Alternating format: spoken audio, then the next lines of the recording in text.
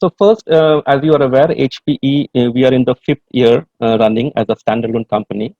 Uh, when HPE Enterprise was formed 5 years back. So we today, we are a edge to cloud platform as a services company, right? So, which means we are committed to provide to our enterprise and to all our customers subscription-based services. Our entire portfolio is offered to a customer as a subscription-based pay-per-use services, and overall everything is being offered to a customer, everything as a services. Okay, so that's the focus. Uh, Last year, you would have seen we made three strategic acquisition. We acquired Cray, Blue Data, and then Mapar. And these are all very complementary acquisition. So this has, to a great extent, strengthened our integrated data management portfolio overall. So what it actually does is that it strengthened our data management, our artificial intelligence, and analytics solution, okay, across data management. And that, along with our software platform, if you look at the only software platform for enterprise today, the highest range of storage platform, the Primera, which we call. So Primera is the only platform which actually offers to our enterprise customer 100% uptime. There's nobody, no other competition offers that.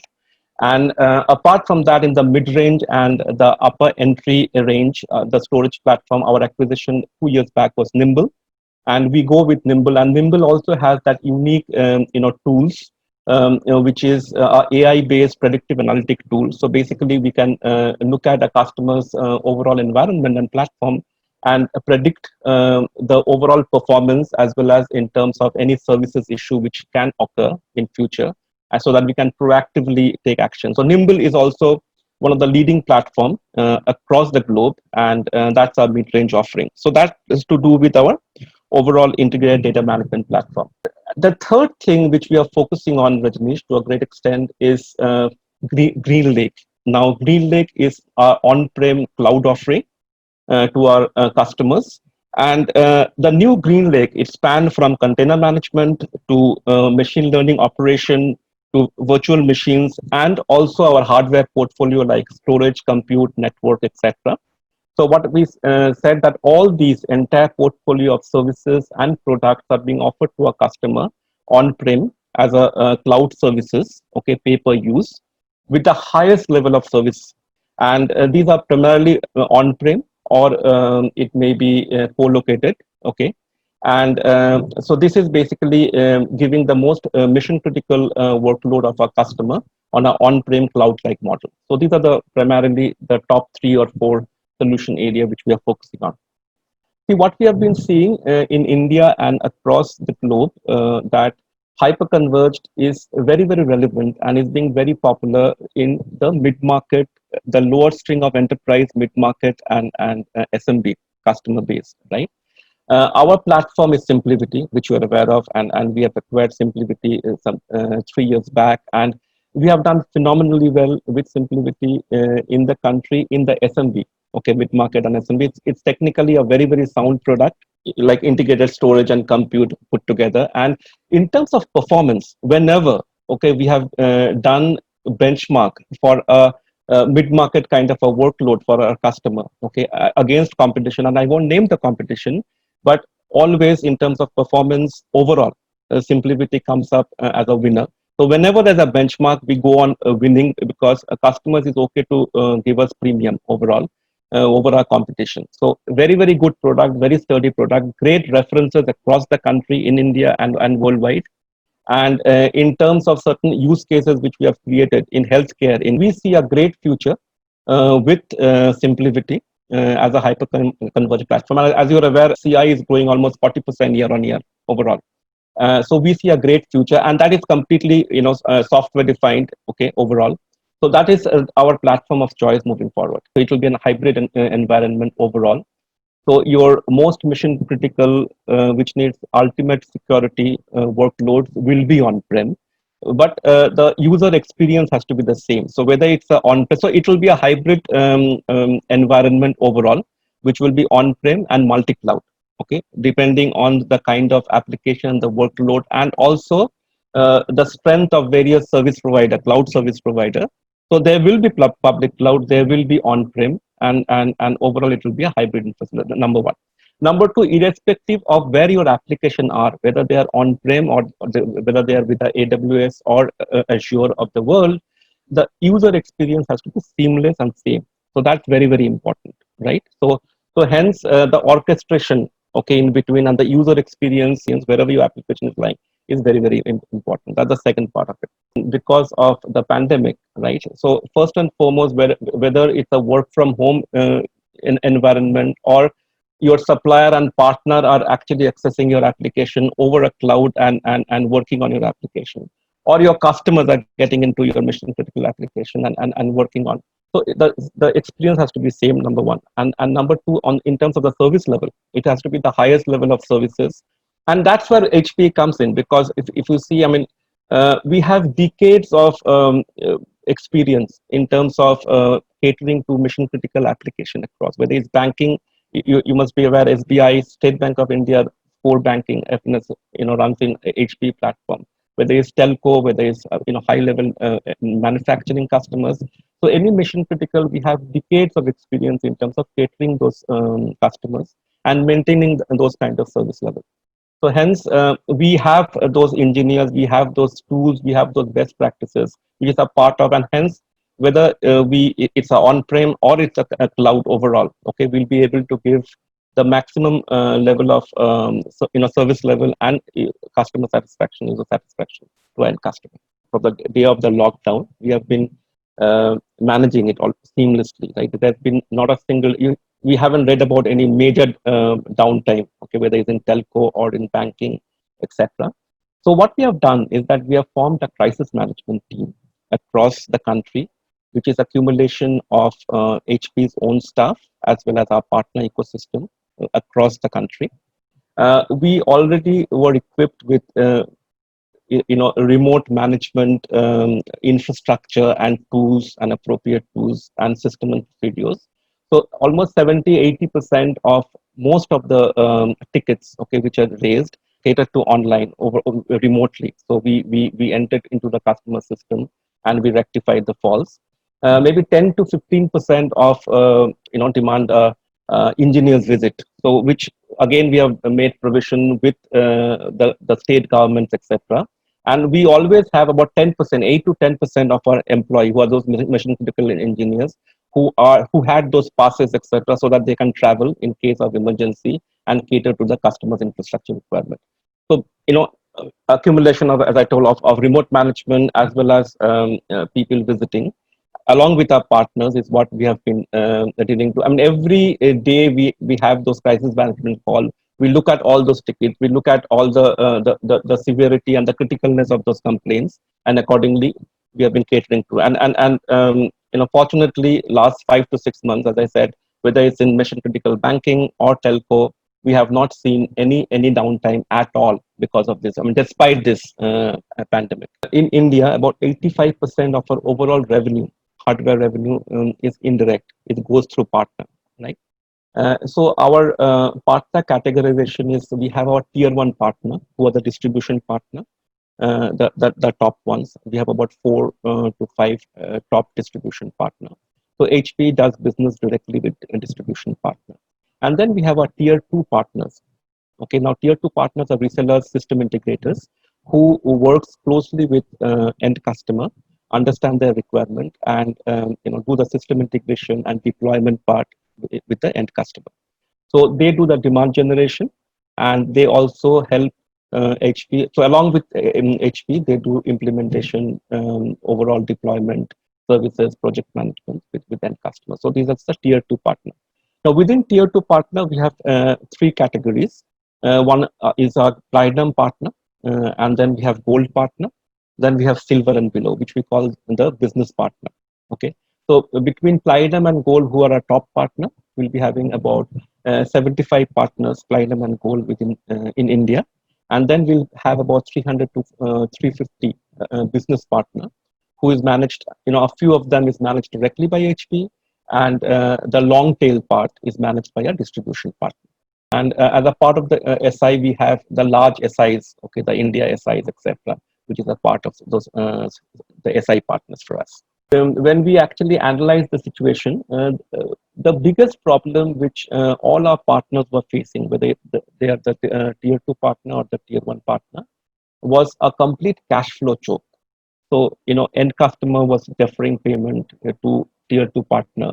Tier 2 partner not paying to tier 1 partner. Overall, tier 1, the distribution business, that's completely on a return on working capital. So the cash flow is the most important part of that business. And if there's a cash flow choke, if the tier 2 partners are not paying him margin they operate at, the cost of interest as well as the margin, that entire business becomes pretty insignificant. And they came under a lot of pressure.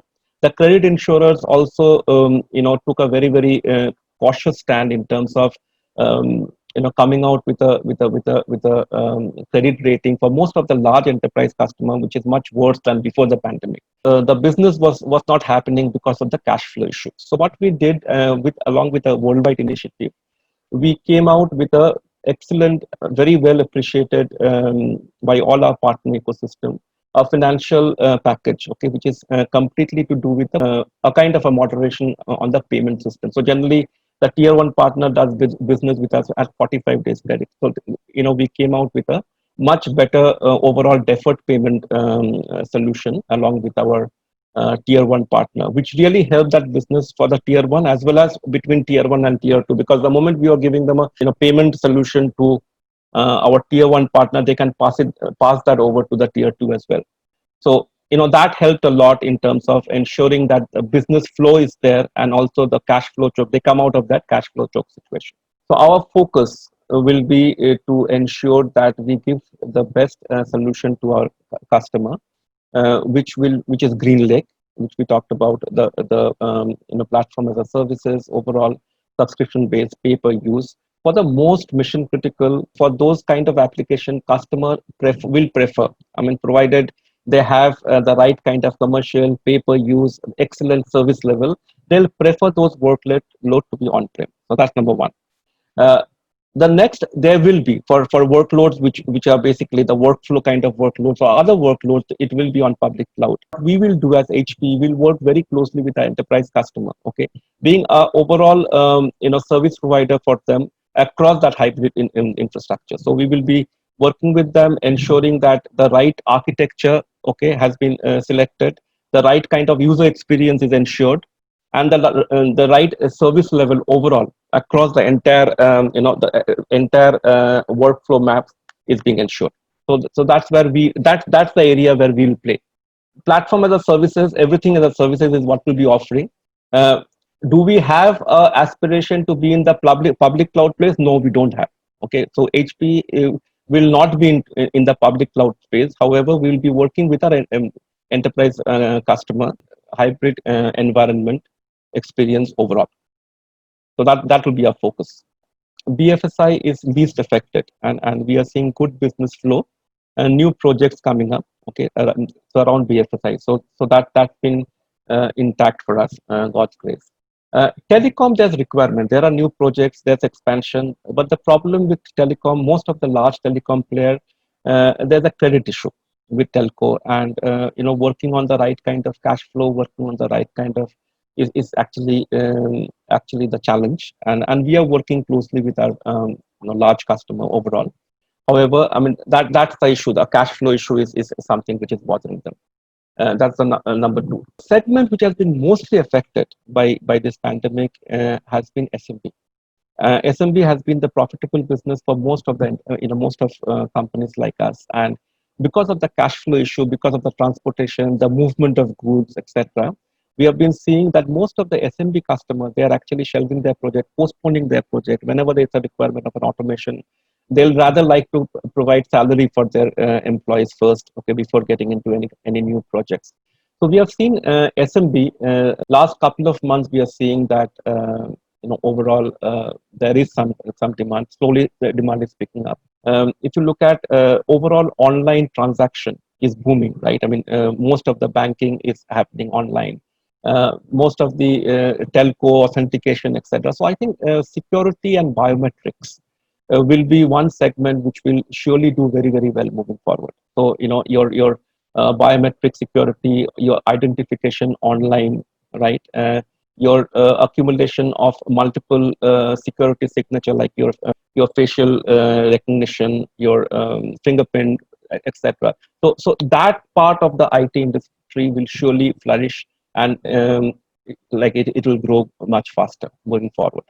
To look at certain horizontal solution which most of the industry will be will be requiring in these time. Whether it's banking or telco or manufacturing, so we came out with along with our partner ecosystem some 5 solution, okay, which is focused for enterprise and SMB overall. And these solutions, one solution is a social distancing tracking and tracing and tracking solution, okay, which is basically based on certain sensors which we are putting in an extension of our IoT as a vertical. So that is ready, and we are going to market with that. The next one I talked about is a touchless entry.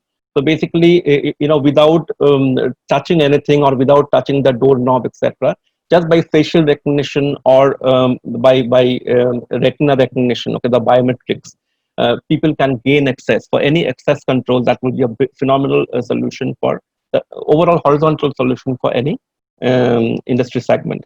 The third one we have come out with is a thermal camera based fever detection solution, which is integrated with the backend database for every individual, whether it's a visitor or an employee, right? So we will be tracking, we can track the temperature level at any point of time, whoever are inside the premises. The fourth one is basically working together remotely. So our augmented reality solution, which we have worked out, which helps in a seamless workflow, okay, communication flow, and so on and so forth. And finally, a workplace alert and information sharing. Again, a kind of an advanced workflow solution. So these are the 5 solutions which we have come up. We have done a prototype. We have already, communicated to our partner. This will be delivered initially by HPE Pointnext services. However, we'll be selling it through our partner, and moving forward, we will enable our partner to sell and deliver those services as well. We will be launching all of these in India very soon, in a month's time for sure. So see, SMB, as I told you, is a fastest growing, has been a fastest growing, and completely partner led motion. So the HPE only governs it. So partner creates opportunity, and that business growth is dependent, pivoted around the partner. Okay, uh, and there's a problem in terms of a cash choke. Last 3 months we faced it. Now slowly it's improving. So in terms of giving a financial support to our partner overall, right? I mean, HP Financial Services came out. The lockdown started with at the beginning of the pandemic with a $2 billion package. Okay. So what we have been doing with that is that primarily we utilize that funding to help our partner in terms of providing them, our partner as well as our end customer, with a deferred payment solution, number one. Number two, using consumption-based payment models, so pay per use. And the third thing which we did, which became very popular, infusing cash or infusing capital by buying back assets. So if anybody wants to do a refresh on a old infrastructure, what we do is that we assess those infrastructure, attach a commercial value, take back or buy back those infrastructure and infuse cash in the system. And the customer, the SMB customer or the enterprise customer, can utilize that cash to actually invest in new projects or do whatever, because he owns that cash. And then for the new infrastructure, we provide them a deferred payment solution, first 3 months payment holiday. I mean, series of things which we announced for our partner as well as for our end customer, and which was really reciprocated very well from our partner ecosystem. Edge to cloud platform as a services is our pitch, right? Recently, we announced a portfolio of product called Esmeralda. I'm sure you would have seen that. And Esmeralda is actually a container orchestration and management software, which actually gives you an end-to-end solution for digital transformation, application modernization, and container management system. So it will be a series of software. It's a brand which we are creating, right? Which will provide those kind of solution to our end customer. And we also talked about GreenLake, and the new GreenLake, as I said, span from container management to machine learning operation to virtual machines and to our entire hardware portfolio, which is being provided to our end customer as as pay per use subscription based as a services model with the highest level of service level. So, so this is basically our pitch, which is pivoted around machine learning, AI, and consumption as a service. Or last year, we have touched upon, all segments, whether it's very large public sector unit PSUs, uh, very interesting startup companies, great fintechs, for example, and also our entire mid market. Very exciting mid market implementation is what we have done. So we have covered whether it's BFSI or telco or large PSU plus mid market. So across all segment, okay, customer has been embracing this services offering from us. I will not like to mention because names, because it has to be a published references and so on and so forth. So but we keep on coming out with these case studies where we also mention the end customer name, but across all segments for sure. Will continue to be a partner led motion, attractive program for our partners, and they can earn a lot of money by selling into the SMB segment. That's number one. Number two, consumption services, Green Lake. And I'm very happy to tell you that almost 90-95% of our overall Green Lake wins are through our partners. Okay, so that will be the second focus area where we will be selling, whether it's an enterprise or mid market or SMB. We'll be selling Green Lake, which is consumption services, through our partner. And there will be a lot of exciting program coming. And the third thing I talked about is the integrated data management and our storage portfolio. So basically the entire end-to-end data management plus selling the best, most efficient storage solution, which is our premier, will go through our partner. And again, a lot of exciting. The moment we go and approach an enterprise and a CIO by telling them that look, we will work with you in partnership to analyze your workload, to look at the security aspect, the mission criticality aspect, and the workflows which are which can be safely put into a public cloud or in a multi-cloud environment.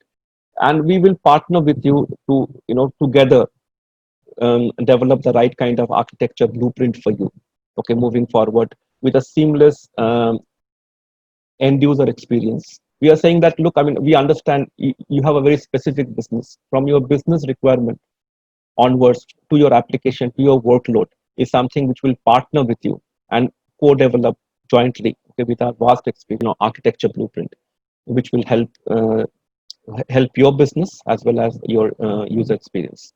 So that pitch is very well taken by all the CIOs, whoever. Let's say you're a CIO and you're making a decision, right? Your focus will be seamless user experience. At the end of the day, no downtime. And if you look at user experience, is a function of two, three things. One is the quality of product. Second aspect is the tools, so that it can do predictive analysis, AI, machine learning, and so on and so forth. That's the second aspect. The third aspect, which is very important, is the best practices and the human factor, which sometimes we don't understand, because to cater to a mission critical environment, it takes decades of experience. It takes a culture to be able to cater to mission critical environment for so many. That's the third aspect, right? Now, if you look at you being a CIO, what a public cloud offers and what we for your mission critical application, we are talking about HPE, okay, and we have been manufacturing the most mission critical platform, whether it's storage or server, etc. It's been tested. Okay, and in India, if you look at, I talked about SBI. You talk about any large banks in India is running their core banking on HP platform. Telco, supply chain management system, your billing system, your management. So there's a long history of great products being deployed successfully. Number one. Number two, tools. Yes, everybody can have the right kind of the best tools, whether so a public cloud provider. But what we score over is the best practices and the human. If you look at our engineers, if you look at the way, the discipline with which we have been catering to this mission critical environment for decades, okay, is something which it's very, very difficult for these newbies to match at this point of time. So we score over there because we understand mission critical, we understand how to cater, how to do the services. That's the second part of it. And then overall user experiences. And that is something which we brainstorm and basis the overall requirement presently next 2, 3, 4 quarter. We thought that's the way we can surely help our customer because it's horizontal and social distancing, tracing and tracking and so on and so forth. So that will be one of the focus area for sure. Uh, Number two is that working closely through our partner, working closely for the SMB segment and ensuring that to what extent we can help in terms of creating demand and also helping our partner on the cash flow situation, which we are doing as of now. That will be again 2 to 3 quarter because SMB is very, very important business for us and for our partners as well. And the third is that trying to see that more and more enterprise customer and mid market embrace consumption services like Green Lake, which is your most mission critical on a pay per use model on prem. The workloads which are below can go to a multi cloud environment. So that these will be the three focus areas for us. Pros and cons. Okay, I mean, one is that this experience for all of us last 4 to 5 months, what we are convinced that quite a few, maybe 60, 70% of our interaction, whether it's a service delivery or sales or marketing, or maybe managing event, as effective virtually, okay, as face to face. I mean, quite a few of our team meeting, which we used to do face to face. I mean, people traveling from all across the country and meeting.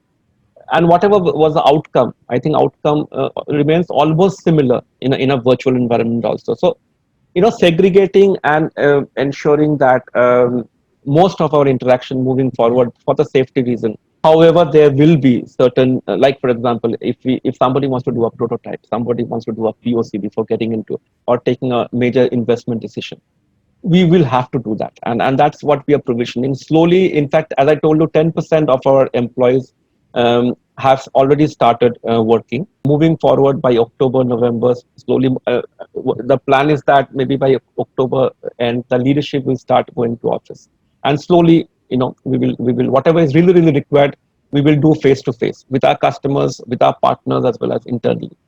But whatever is avoidable, okay, almost I think 60% of our as is interaction can be virtual and can be as effective. So we'll continue doing that. At the end of the meeting, when you're taking a flight back, you'll realize that I could have done the same thing, the same outcome if I would have done a video conferencing. Really good thing that quite a few things will be accepted to be done virtually.